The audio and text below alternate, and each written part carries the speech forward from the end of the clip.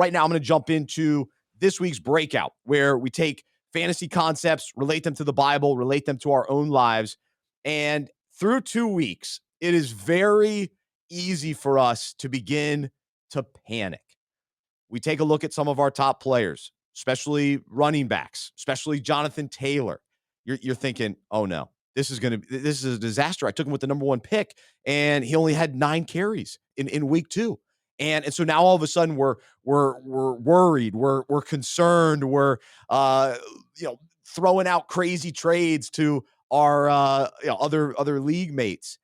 And my encouragement from a fantasy standpoint is we have to remember this is a long season. It's a long season. You have plenty of time to make up in the fantasy standings. You have to remember that bye weeks are coming up, and crazy stuff happens during bye weeks because you're putting in players on your bench. And when you look back throughout fantasy history, the reality is the good players, like, they eventually figure it out. They eventually get going, other than an injury. But like the majority of them figure it out. Every once in a while, there's a bad quarterback situation that just doesn't work out, and it's a nightmare season. But even with the Titans, like, yeah, you might be panicking about Derrick Henry. That's fair, because going into the season, though, there were a lot of question marks with Ryan Tannehill, Henry coming back off an injury, so you shouldn't be too surprised by that. But Jonathan Taylor, yeah, there's some surprise there, no question about it. But don't panic. He'll figure it out. He's too good. The Colts rely on him too much to not feed the guy moving forward. So I'm not panicking on Jonathan Taylor just yet. And Kyle Pitts, Arthur Smith made a ridiculous comment when somebody asked him about him. He's like, this isn't fantasy football. We're trying to win. Hey, buddy, maybe you'd win if you'd get the ball to Kyle Pitts. So don't panic about him either. And we'll list some of the other players in a few minutes. But the reality is, all of us have certain players, certain teams that we're overly concerned about, we're worried about. And the key is not making any drastic, stupid decisions. It would be stupid to drop one of these top players after 2 weeks. It would be foolish to trade one of our top guys for a marginal player that just happened to have a big week 2 because they had a really good matchup against a weak NFL defense. And so you have to look at all the factors and really hold your ground. I think that's the key. Be calm, think clearly, don't do anything drastic, and don't panic. All right, so here we go. So how does this relate to our own lives? Well, we know that we all face different situations in life that lead to, concern, potential worry, anxiety, fear, all these things, doubts.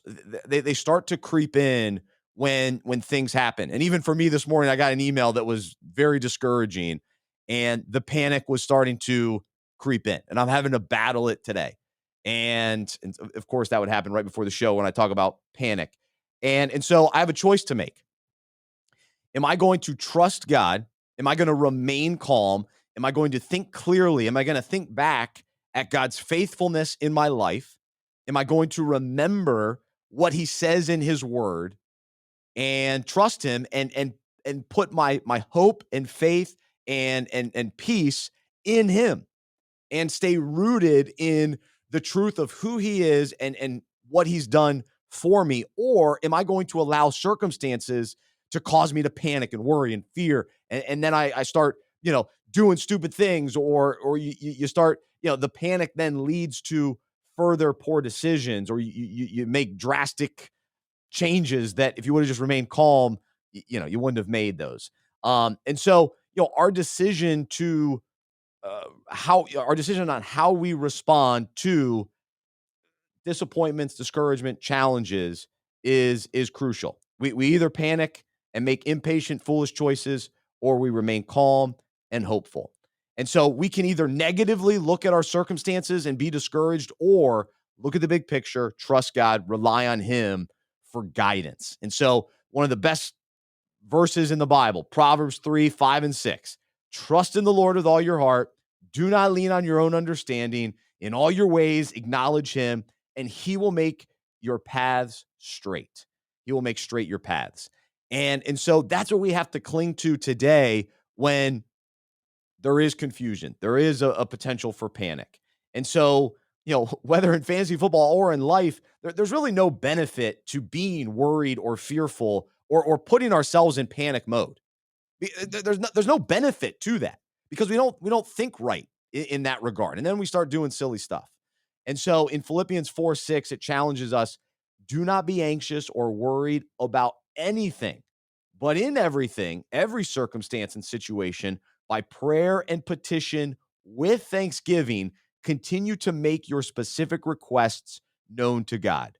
And so as things pop up in our lives and we get that discouraging email, we get the frustrating phone call, we're about to panic, we're about to get, worried, we bring that to God in prayer and say with open hands, with open heart and say, God, this is what's happening.